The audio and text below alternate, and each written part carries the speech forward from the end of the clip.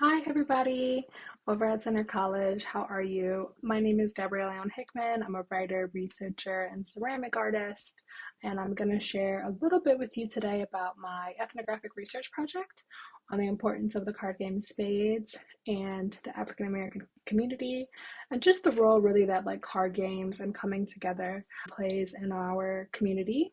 I know that you all had a spades night for Black History Month, or a game night, actually, I should say. And I hope that it was really fun and just like sort of further highlights, right, what happens when we come together. Cool. So let's get into it. And if you see me looking this way, I have a few monitors. So I'm looking at the notes that accompany the slides on this screen.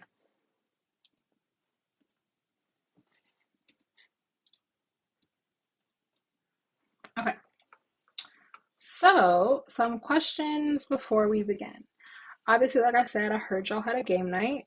Who won the spades game? Like something that was really big for me when I was in college and undergrad. We would have spades nights consistently, and I had the same partner. And actually, I'm still friends with these people to this day. And so when we see each other, we often play spades, and we kind of have like a running tally in our mind of like who's winning because we keep, the same partner as we go through it. But I would encourage you all, whenever you're watching this, right, to think about any spades stories or how spades has shown up in your life, card games, like gathering with friends and family. How has that shown up in your life? I also want to ask you a few questions and just think about your answers to them because they'll make sense as I continue to move through the presentation. So, one, do you know how to play spades? Where have you played spades? Who taught you how to play spades? How easy was it for you to learn? So, like, was someone happy and ready to teach you? Did no one want to teach you? Was it somewhere in the middle? How old were you when you learned to play spades? What trump rank do you play? So, what cards rank the highest? Do you allow table talk? If someone's talking over the table, are they like immediately out? What score do you typically play to?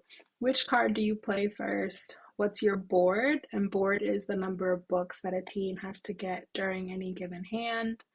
How many sandbags is the other team allowed before they lose automatically? So sandbags happen when you overbid.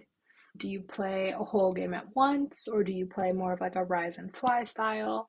And also, do you know what running a Boston is? So just think about that as we move through the presentation.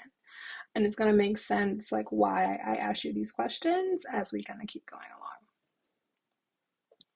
So, why did I want to write about spades? That's a question that people ask me all the time. Like, how did this project come about? Like, what made you want to do this? And the answer is that I was playing a lot of cards during the pandemic with my mom. And I also kept seeing spades everywhere. So it was being talked about on Black Twitter. The rules were being debated. It was featured in an episode of Mixed Dish. It's in The Best Man. And I really started to wonder, like, how did the game of spades become so ubiquitous, both in and with Black slash African American culture and gatherings?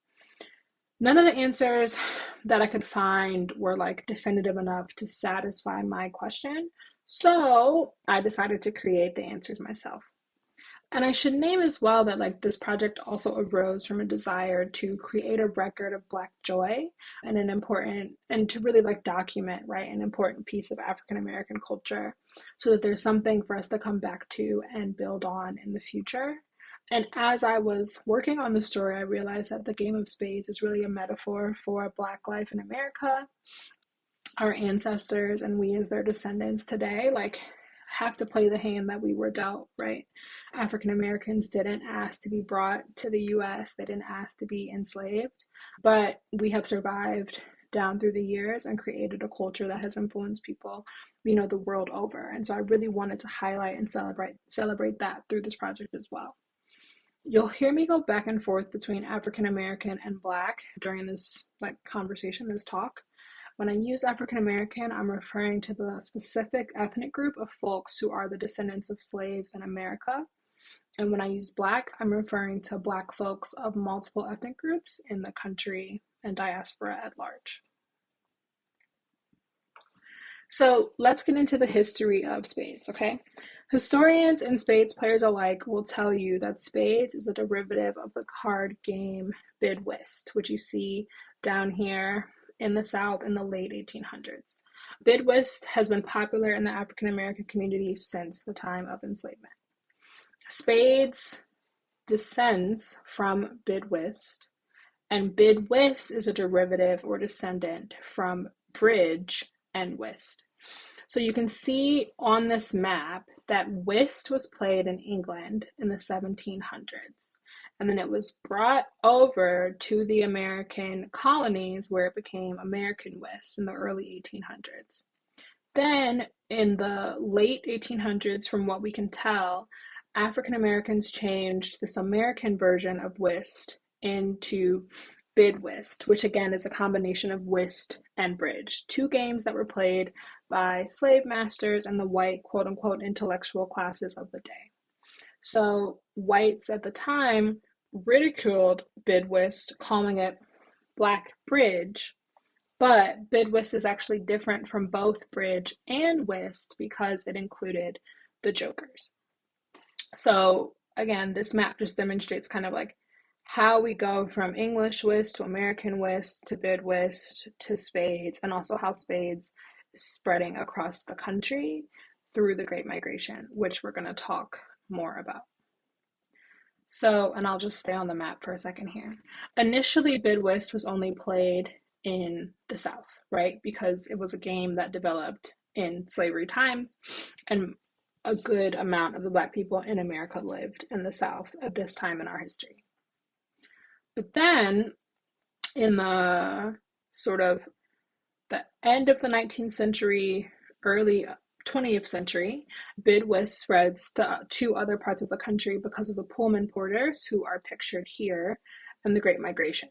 So the Pullman porters were African American and Black men who worked on trains waiting on white passengers in the 19th and 20th century. They often played bid whist at homes, at boarding houses, at nightclubs during their layovers on their train routes, which helped to popularize the game of bid whist with Black people around the country. The Great Migration, which is when African Americans left the South for other parts of the country in search of freedom from racism, Jim Crow, and better lives, also helped to spread bid whist around the country. So to go back to the map, right, you have the late 1800s, people are playing bid whist. Then in the early 1900s, the game morphs into spades, but also travels throughout the different parts of the country to the Midwest, the Northeast, and the West through these Black men who are operating train cars. And so it seems random, maybe, to talk about bid whist so much when the piece that I wrote is about spades, but you can't have spades without bid whist. And so legend has it that spades got its start in a college dorm room in Cincinnati in the 1930s. Wikipedia and Black Twitter also claim that the Kirkwood family brought spades from Mississippi to New York in the 1940s. I can't tell you exactly which story is true because we have to think about the political climate of the country at the time, right? Who was documenting history, who was documenting culture? Mostly white people. That's not to say that like Black people, we've always had our own ways of like passing our culture and knowledge down and like spreading it and sharing it. But in terms of like archives, institutions, right, different things like that, like who was going to be sort of maybe paying attention to document this? And it could be that like there is documentation that exists and I just wasn't able to find it in the course of doing my research. I do want to acknowledge that. But we were not necessarily in charge of our own history and record keeping and things like that. And so while I can't tell you like which sort of story of the origin of spades is true, I can tell you that spades is a wholly African American game, and you can tell because of how it's structured. So spades includes bidding, just like bid whist does, and it's a trick-based game and it's played in partners. And oftentimes spades is actually called baby bid because it's assumed that if you know how to play spades, you'll also be able to play and be good at bid whist. And something that I also want to note is that spades has spread internationally through the military. So there's evidence of spades being played in Germany specifically, but also in other parts of the world because many Black GIs were stationed in Germany during and after World War II. They were playing spades with each other, with their new families, with other folks in the military, and so then it like takes root in Germany and other parts of the world as well. So, why are games important to the Black community? And that was something that was really important to me when I was working on this project. I wanted to understand and create a record of how spades makes Black folks feel, right? This is something that has endured in our community for at least, what, 100 years, if not longer. It warrants being documented, explored, and understood. And so for Jessica, one of the people that I spoke to for the story, she said, spades is just another ingredient to a good time. Spades is one of the things that has crossed every single venue of my life. There are not many things I did at home that I did at college. The games I played, the things I was interested in, all that stuff kind of changed, but spades was that constant for me. It was something that connected me to people who share my identities. So historically and presently, right, spades has been this vehicle for Black joy and family and positivity. And it's also a way of reclaiming a derogatory term that Black folks have historically been called. And it's also important to note that spades help people learn how to count as well. Enslaved folks or previously enslaved folks, people who didn't have like access to traditional education, et cetera, were able to learn counting, math, logic, reason, right? All of these different things through playing spades, through playing cards. So I think that spades has endured in our community for so long. And the data that I was able to collect shows this because when we play it, we feel connected to each other, to our community, and to our history. Like you literally have to come together with at least three other people to play spades. So you can't play it by yourself. You have to come together with people to play this card game. And so you'll see it later in the data as well, but like most Black folks play spades in community or like at community functions. And so when we asked people like how do spades make you feel, the most common words that they said were like play, good, fun, competitive. And 10% of survey respondents actually responded and said that playing spades makes them feel Black. And you can see some of the other words that were used on this slide. Family, relax, connected, excited. Like these are all positive emotions coming through both the like playing of the game and also the spaces that one is in when doing the playing. So this led me to conclude that spades is a game that sustains African Americans. It's an experience that holds us, teaches us, and embodies not only who our ancestors were, it embodies not only who our ancestors were, but who we are today and what we hope for ourselves in the future. Black joys, Black vernaculars, and Black ways of being. Terrence, one of my interlocutors, put it best when he said, spades feels Black like electric slides at family reunions and cookouts. Spades feels Black like post-church Sunday dinners. Spades feels Black like dominoes. Spades feels like Black people being unhindered and able to just be themselves. So now, if you are interested in data journalism or research or producing work like this, I want to share a little bit about how I actually put the project and piece together now.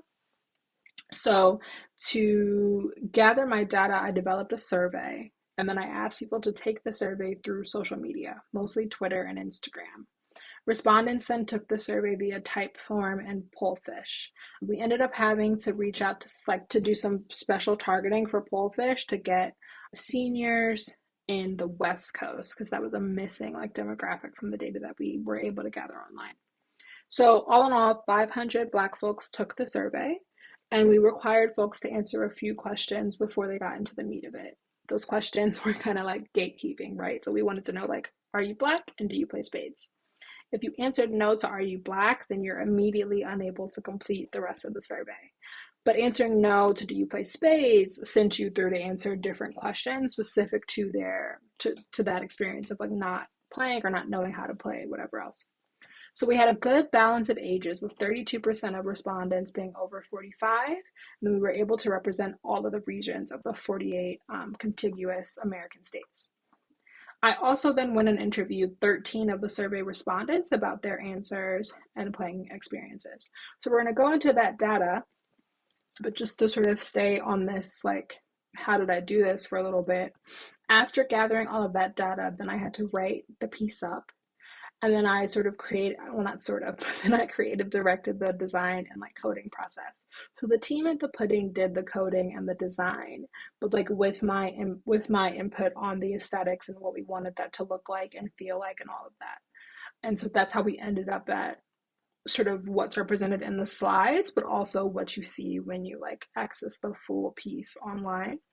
And then we also made a decision to print the story onto actual playing cards so that the piece would become this kind of everyday archive, right? Someone could be reading about spades while playing spades.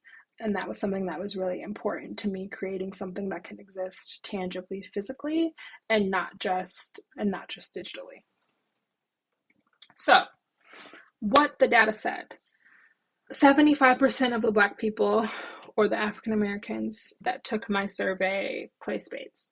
So Jesse, a millennial from Houston, said, spades feels like one of those great in jokes that Black people in America have. Like they can take everything else, but they can't take spades. So it's something that's like wholly and uniquely ours.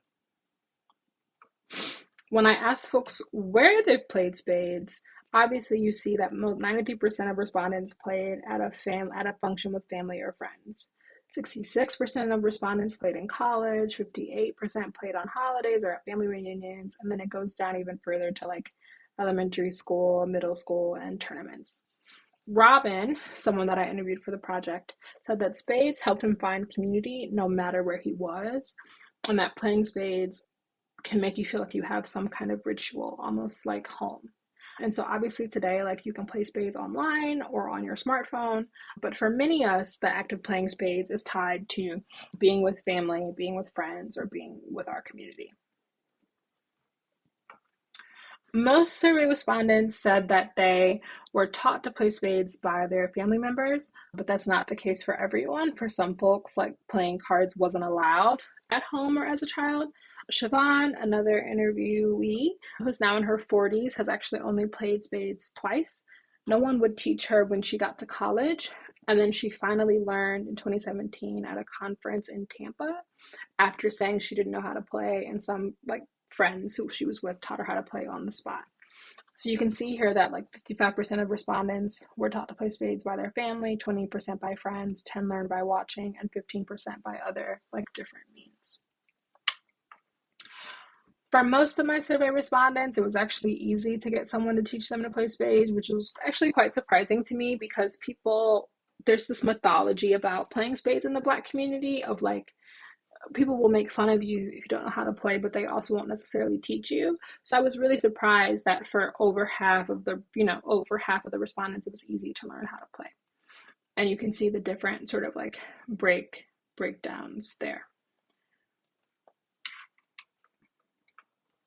When it comes to like how old are you when you play spades, 38% of people learn to play between 12 and 17 years old, and then it kind of tapers off from there for being either under 12 or between 18 to 24.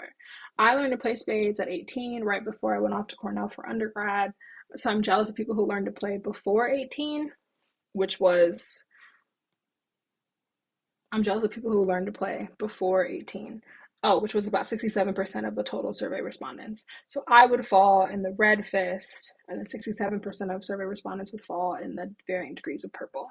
Because I remember being a kid and like going to family reunions or different events and like seeing my cousins and uncles and aunts and like older family members playing spades, like wanting to play because it looked so fun, but not being like able to yet. Because in my family, learning to play spades is like a real rite of passage of like when you're taught, it really signifies like coming into adulthood. So I'll give them that. It would have been nice to maybe be able to play when I was younger, but it's also nice to have these different like familial rituals of when we teach each other to do different things. The next few slides sort of deal with the specifics of how folks play the game because, playing spades involves playing spades in general, but also playing it really well involves a lot of strategy. From like what cards are trump to if you're allowed to table talk to what's board to like what order do you play your cards in? Do you play rise and fly? Do you play a full game? Like there's a lot of strategy that goes into it. And part of doing the piece was wanting to kind of gather some data on that of like how are people actually playing this game. So 76% of people surveyed play Joker, Joker, Deuce, Deuce in terms of their trump card. So the big Joker, the little Joker, the two of diamonds, and the two of spades are like the highest level trump cards. For most people, table talking is not allowed. There is, of course, a small contingent where, like, if there's fried chicken, if you're trash talking, if you're teaching the rules, then you can talk over the table. But for a good part, it's like, you put down what you put down, that's it. I don't want to hear anything about it. I'm not explaining to you the order that the cards were put down, like none of that. You need to be paying attention. When asked which card do people play first, 46% of people said they play the king first if they have the ace. 38% will play their high cards or their trump cards first, and 27% will play their low cards first. I generally fall in the 46% of like kings first if I know I have the ace and I'm starting, right? So if I'm the person playing first and I know I have the king of diamonds and the ace of diamonds, I'll play the king of diamonds first, get that book, hopefully, and then play my ace, get that book, and then keep going. Most people that I know usually save their high cards or trump cards till the end. And so then it's always this big sort of thing of like, who has the joker? Who has the whatever, which can be quite fun. What you have to look out for is like if someone starts cutting cards really early, because then that can throw your entire like strategy off.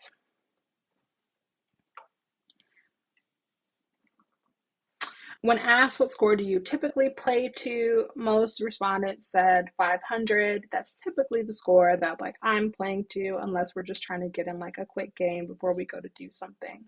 But 300 was another common score as well. And then lastly, like what's your board? So books the team must get during any given hand. Usually it's 4. How many sandbags is the other team allowed to get before they forfeit? 10. Do you typically play a whole game at once or rise and fly? 80% of people said they play to the whole game. So they're playing to 500 and then whoever loses will get up. Rise and fly is more like if you lose the hand, you're out. And so that might actually be, that's generally more useful if you're like at a spades night type of event where there's lots of people who want to play, because then you can kind of get everybody in on the table. Obviously, we're not doing this live, but if after watching it you have any questions for me, feel free to share them with Rachel and she can email them over to me and I'll be happy to send through some responses and thoughts. And I'd like to thank you for having me. And of course, I always want to thank everyone who helped bring this project to life and lift them up. I hope this gives you a little bit more insight, not only into the card game of spades, but also to what people, Black people, communities are getting when we come together to enjoy ourselves, right?